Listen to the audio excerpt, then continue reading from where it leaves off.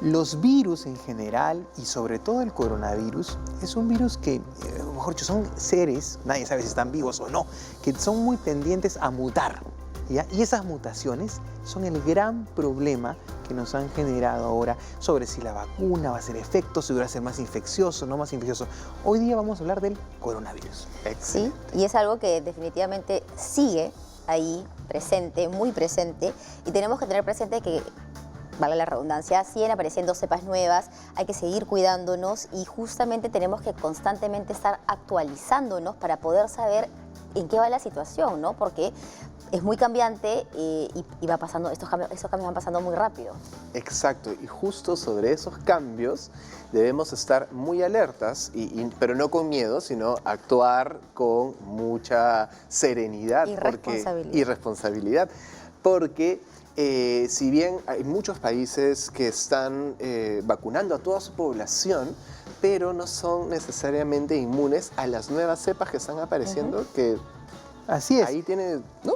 Claro, y sobre todo, como siempre hemos dicho en este programa, lo más importante es asesorarse de los especialistas. Exactamente. Y no tener pues opiniones. Yo hoy día conversaba con alguien que hablaba de la carga viral y yo le decía, ¿entiendes realmente lo que es carga viral? No. Entonces, ¿cómo puedes hablar de eso? ¿No? Entonces, por eso, hoy día hemos invitado a una persona a la cual yo le tengo mucho aprecio, es un infectólogo pediatra, él es el doctor Roger Hernández, él es infectólogo pediatra, es epidemiólogo y además docente de la Universidad Peruana Cayetana Heredia y un gran amigo. Roger, ¿cómo estás? Hola, ¿cómo estás? Muchas gracias por la invitación y siempre va a ser un gusto poder participar en eventos de este tipo. Perfecto, Roger, muchas gracias. Roger, directo al grano, ¿qué sabemos de estas nuevas variantes? ¿Cómo impacta esto en el conocimiento popular y qué es lo que el poblador, el público televidente se debe llevar de las nuevas variantes? En primer lugar, lo que debemos tener presente es que los virus, las bacterias, los parásitos, como parte de su evolución van a ir cambiando. De hecho, de los agentes que más cambian son los virus porque en su replicación se van produciendo errores en la replicación y esto va a generar cambios. Los cambios, la mayoría de veces no son convenientes para el virus, pero muchas veces sí pueden ser cambios importantes. Entonces, lo que se ha coincidido actualmente es que esas variantes, que son decenas de miles de variantes que se están dando desde que se inició el virus, ahora se tengan variantes clasificadas en tres grandes grupos: las variantes de interés, las variantes de preocupación y esas las variantes que pueden producir grandes cambios o grandes consecuencias. ¿Qué es una variante de interés con respecto al coronavirus? Bueno, son aquellas variantes que principalmente han tenido cambios a nivel del receptor, que ha hecho que estas variantes sean más contagiosas, pero no necesariamente hayan aumentado la mortalidad o hayan sido más agresivas. Es decir, mantienen su virulencia. Luego tenemos las variantes de preocupación, en las cuales principalmente ha habido cambios en la proteína Spike, que significa que esas mutaciones han permitido que, además de ser más contagiosas, estas puedan convertirse en más agresivas y que además tengamos menos probabilidad de hacer frente con la misma eficacia con las vacunas o con los tratamientos que se han predicho. Felizmente todavía no tenemos aquellas variantes de gran consecuencias que serían la gran diferencia, es aquellas variantes que van a acumular varias mutaciones o que hagan inefectivas totalmente a las vacunas o a los tratamientos. Es como comenzar de nuevo. Claro. Felizmente no estamos en esa situación, pero ¿por qué lo menciono? Porque mientras más rápido se combatan a estas variantes, más rápido o menos posibilidad vamos a tener de tener estas variantes de gran consecuencia. Roger, y una consulta, hablando de estas variantes, de las que ya se conocen o de las que tú has podido investigar, ¿cuál es la que ha tenido el mayor impacto o está teniendo el mayor impacto, efecto en la población hoy en día, ¿no? Con estos nuevos cambios que han habido? Mira, hay variantes y a todas se les denomina con diferentes números. Por ejemplo, hay la DS14G, la B17, la B135, etcétera, etcétera, etcétera. No importa el número ni la denominación.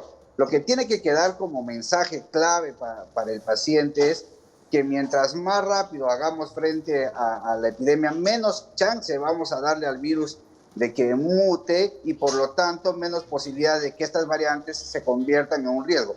¿Y qué hacer para que estas variantes tengan menos posibilidad de que muten? Por ejemplo, una gran estrategia va a ser la vacunación. Mientras más rápido tengamos las personas vacunadas, ojalá un 80%, menos posibilidad de que estas variantes sigan mutando vamos a tener.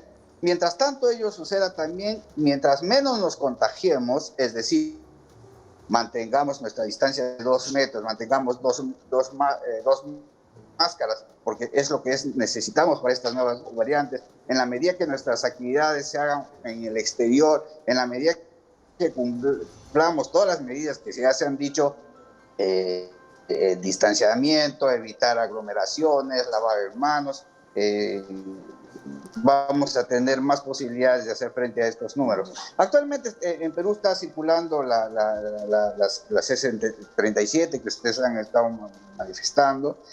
Tenemos la P1, la brasilera, que también, la P2 también. Pero como les repito, no importan los números. Claro. Lo importante es que tenemos que unirnos para que este virus nos infecte menos y tengamos más tiempo para que vengan medidas como las vacunas que nos permiten bajar la cantidad de virus circulante. Roger, mira, me encanta que hayas dicho esto de unirnos como sociedad para poder tomar acción frente a esto, ¿no? Y para poder entender mejor esta unión, creo que es importante también saber cómo funciona el contagio por aerosol, es cierto, Sí. o sea, el por qué usamos las mascarillas o la doble mascarilla, ¿no? ¿Cómo funciona para entender por qué lo usamos? Y también entrar en conciencia para usarlo también. Súper interesante. Cuando apareció, cuando uno emite, cuando habla, cuando cantas, cuando toses, emites tus secreciones se emiten en forma de partículas. Esas partículas podrían contener el virus en caso de que esté desinfectado. Esas partículas se expanden en dos formas, para hacerlas cortas, en gotas, que son partículas de menos de 100 micras, las cuales rápidamente caen al suelo en menos de 2 metros, y las de aerosol. Esas partículas de aerosol son tan pequeñas que podrían estar sin caer o trasladarse más de 2 metros, sobre todo si tienes espacios cerrados. Claro. Entonces, actualmente se sabe que una de las formas más importantes de contagio que tienen las personas es a través de aerosol. Y por lo tanto, la importancia de evitar espacios cerrados, evitar gran cantidad de personas. Y hay una cosa bien interesante que se está defendiendo. El silencio es bien importante en los espacios cerrados, porque cuando tú estás en silencio, tu posibilidad de emitir partículas contagiantes son menores. Y eso hay que tenerlo en cuenta. Por ejemplo, yo podría entrar a un ascensor en la cual una persona ha estado tosiendo y ha emitido aerosoles. Tú entras al ascensor y tú crees que no hay nadie, pero yo podría tener las partículas que se han hecho en aerosol flotando en ese espacio cerrado, porque esas partículas se han visto que pueden estar entre 1 y 3 horas en un espacio cerrado, y por lo tanto yo entro y estoy sin máscara, o no tengo doble máscara, que es lo que necesitamos, me voy a contagiar, o voy a tener riesgo de contagiarme. Yo voy a pensar que no hay posibilidad de contagio porque no hay nadie, pero eso es un punto bien importante. Igual, cuando me voy subo a un micro, yo voy a tener un espacio cerrado donde hay muchas personas y yo puedo estar circulando el aerosol. También es importante, por ejemplo, en los sitios de mediana capacidad, en la cual no estén adecuadamente ventilados. Hay experimentos interesantes en los cuales se ha visto que los aerosoles están 2-3 horas y se están difundiendo a mucho más de 2-3 metros, sobre todo, por ejemplo, si hay si tienes una ventilación no natural en la cual el virus se propaga mucho más y por más tiempo. Entonces, esa forma de transmisión que es por aerosol hay que tenerlo presente justamente para disminuir el riesgo de contagio. Roger, muchísimas gracias por esa información definitivamente valiosa. Vamos a seguir conversando, así es que por favor quédense con nosotros. Por favor, Roger, te queda con nosotros, que regresamos aquí en Cada Día Mejor para seguir hablando sobre las actualizaciones del COVID-19.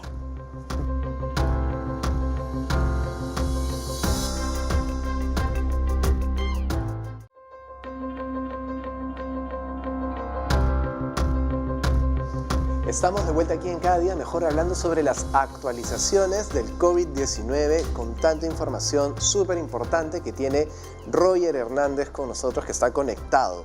Y la verdad, iba a empezar yo, pero Maca tiene una pregunta importantísima, por Sí, favor. Roger, ¿estás ahí con nosotros? Sí, claro que sí. Roger, una pregunta, y quizás es la pregunta que todos nos hacemos.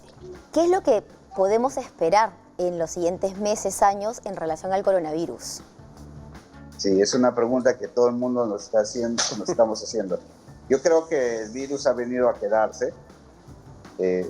Como te repito, casi siempre los virus, las variantes que van sucediendo son variantes menos contagiosas, lo que ha pasado, por ejemplo, con influenza. Claro. Hace un tiempo mató a 50 millones, algunos dicen 100 millones de personas, y ahora tenemos una influenza anual.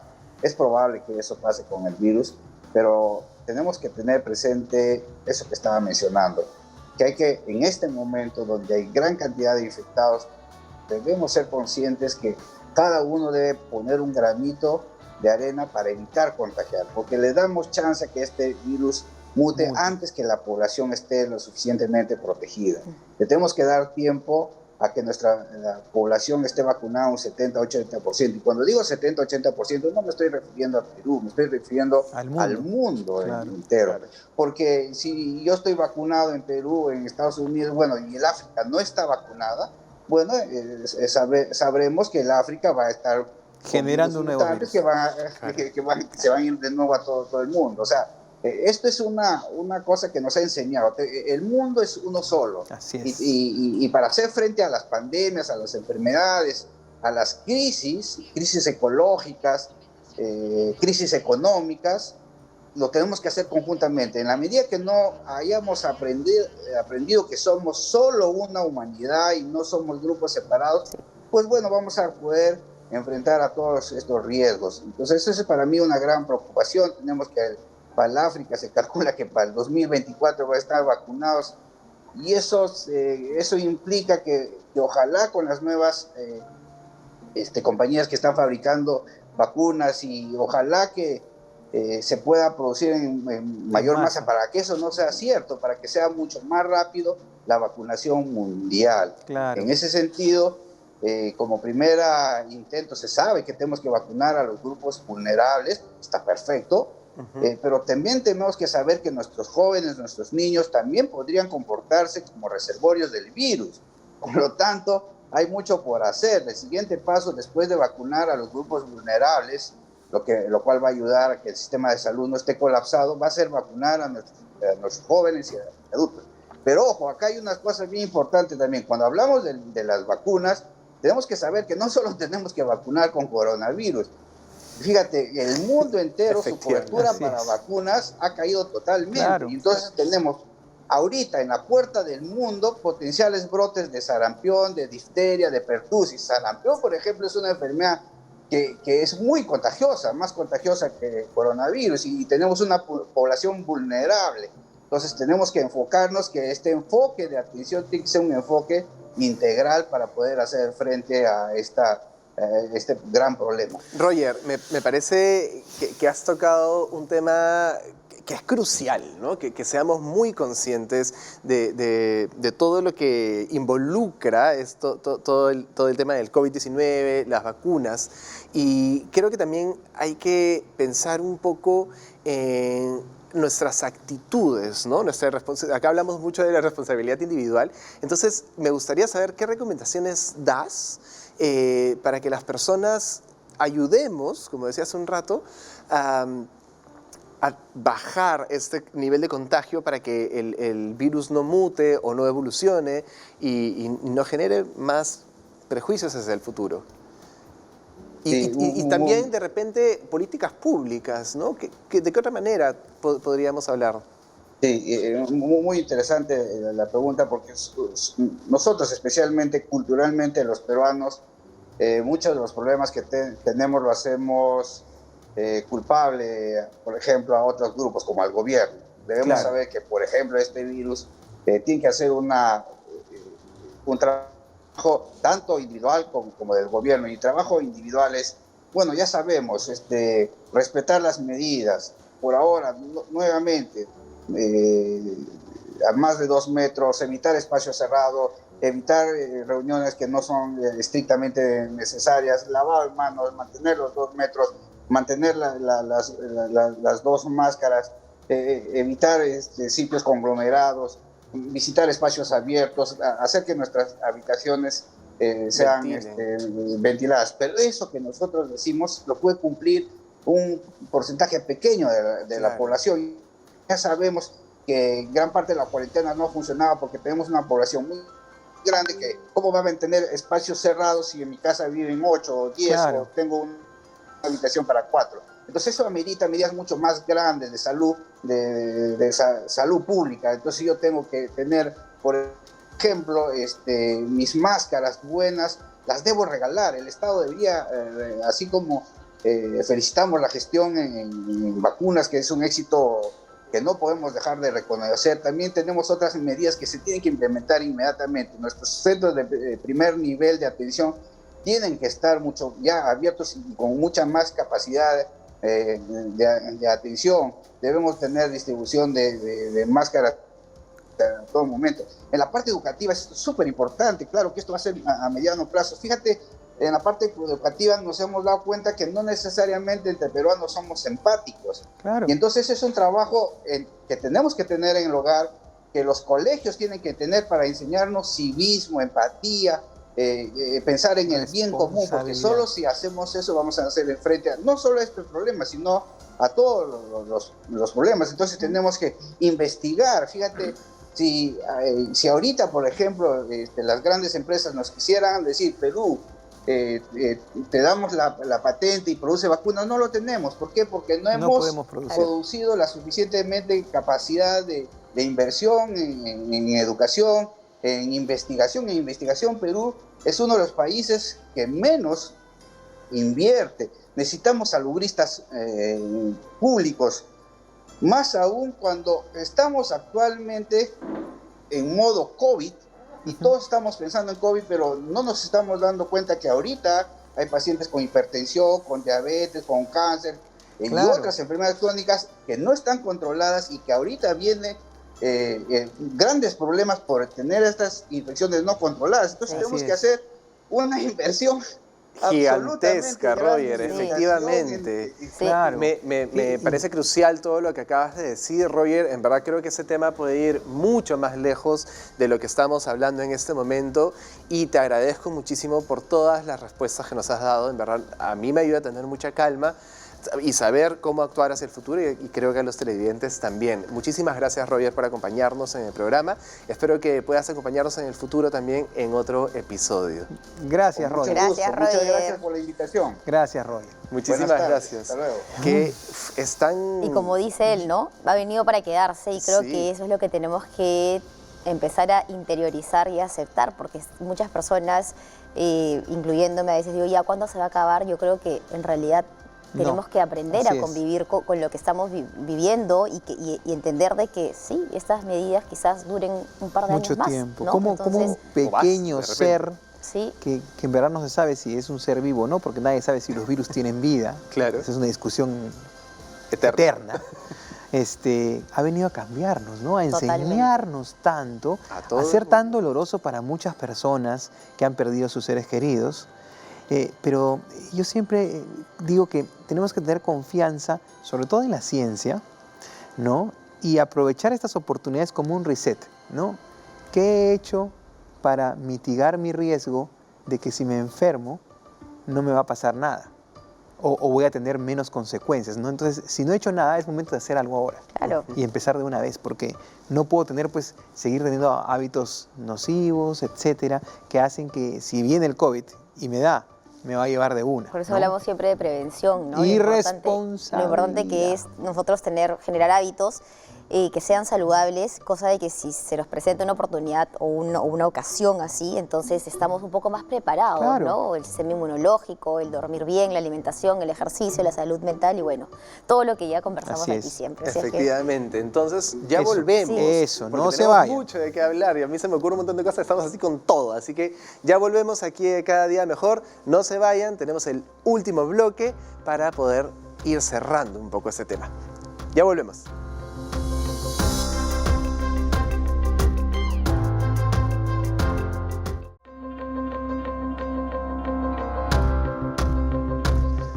Dan Millman decía que no debes controlar tus pensamientos, sino de hacer que ellos no te controlen a ti. ¿Y por qué lo digo? Porque en esta enfermedad la mente juega un rol muy importante y es trascendental. El estado anímico afecta el estado inmunológico y eso creo que también es válido en esta enfermedad. Y además está comprobado científicamente, Por supuesto. ¿no?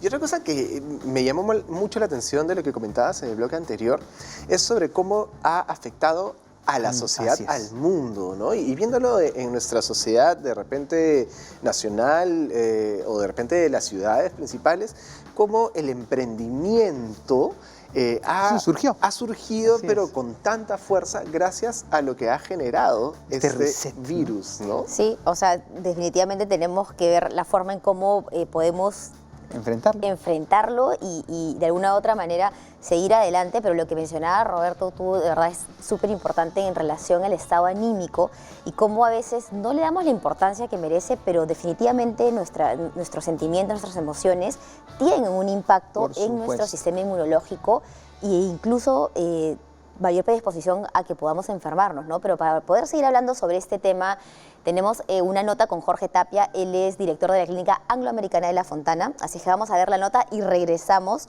para comentarlo.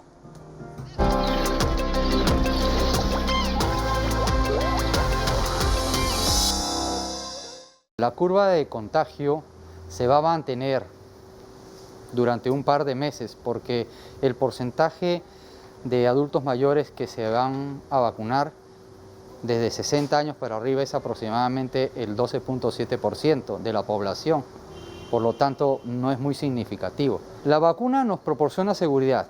Debemos siempre seguir los protocolos de seguridad que el Estado nos está indicando porque es una forma de protegernos siempre. La vacuna lo que va a hacer es brindarte la posibilidad de que cuando te dé la enfermedad, esta sea o muy leve o sea moderada y va a tratar de evitar de que tengas casos graves. Pero la posibilidad de tener una enfermedad sí existe.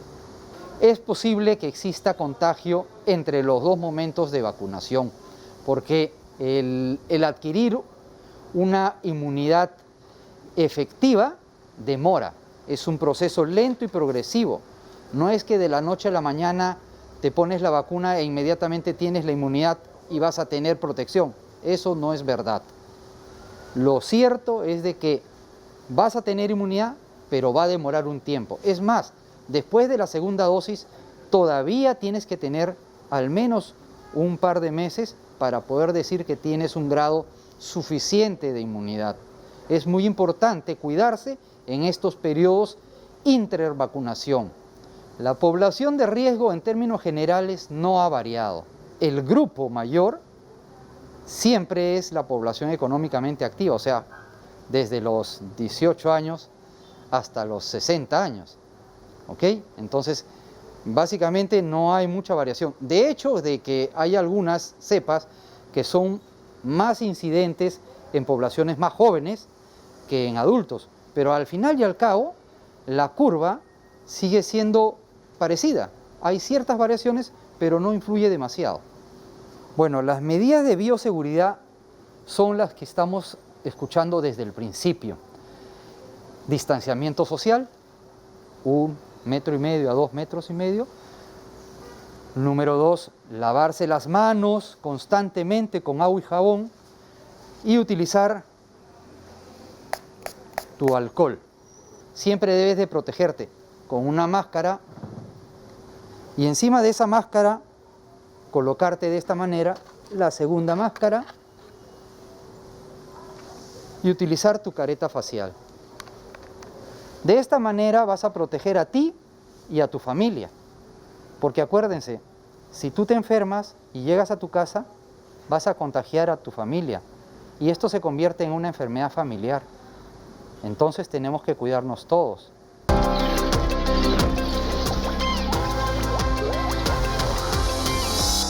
Yo creo que es trascendental para poder abordar el tema del COVID, no pensar con el miedo, como te decías hace un rato, y más bien entender y comprender las capacidades que tenemos los seres vivos de salir a flote, como el ave fénix, renacer, o apelar a nuestra capacidad de resiliencia en momentos como estos, esos momentos críticos, estas coyunturas adversas para la sociedad, aprovecharlas como una oportunidad de crecer, de desarrollarnos, de comprendernos como sociedad, de apoyarnos, de ser conscientes socialmente de lo que podemos influenciar individualmente para que esto, si no puede desaparecer, lo podamos controlar y no nos siga afectando de manera negativa. Y ¿no? tener mucha empatía, sobre todo con las personas que han perdido un ser querido, que viven esta enfermedad con mucho miedo, y ayudarlos a salir sin criticarlos, ¿no? A mí me toca recibir en la consulta muchas familias que se la han pasado enteramente toda la pandemia enclaustrados en su casa, y he visto el impacto social que ha tenido eso, sobre todo en los niños pequeños. Y en verdad, antes de criticarlos o decirles algo, ¿por qué no sales? Sal, ¿no? Es primero ponerte en los zapatos de ellos, ¿no? O sea, ¿qué están sintiendo para tener ese miedo? Y quizás empoderarlos con herramientas que permitan que se sientan un poco más seguros de lo que ya sabemos actualmente del virus, sobre los aerosoles, lo que ha comentado Roger, sobre los usos de la mascarilla, como lo ha dicho Jorge Tapia, ¿no? Entonces, eso creo que es importante, empatía, es algo que como sociedad nos deja este virus, y siempre recordar que tras una pandemia la ciencia avanza cientos de años. Y bueno, para cerrar un poco ya con el tema, yo creo que también el tema de tocar o recalcar lo de la conciencia colectiva y la responsabilidad colectiva, porque está bueno y es muy importante que nos cuidemos individualmente, pero también entender que vivimos en una sociedad y que lo que nosotros hagamos, nuestras acciones del día a día, van a repercutir no solamente en nuestras personas cercanas o en nuestro núcleo cercano, sino va más allá, ¿no? Como comentaba Roger, lo de las partículas, cómo se expanden, ya así es que tenemos que ver nosotros un poco esto para poder entender de que sí es una responsabilidad individual, es una obligación individual, pero también es una responsabilidad colectiva el tomar las precauciones, cuidarnos y no contagiarnos, no contribuir a que esto siga expandiendo. Así es que esperamos que este programa les haya sido útil y nos vemos en el siguiente episodio aquí en Cada Día Mejor. Cuídense, usen mascarillas y lávense las manos. Lávense las manos, cuídense, usen mascarilla.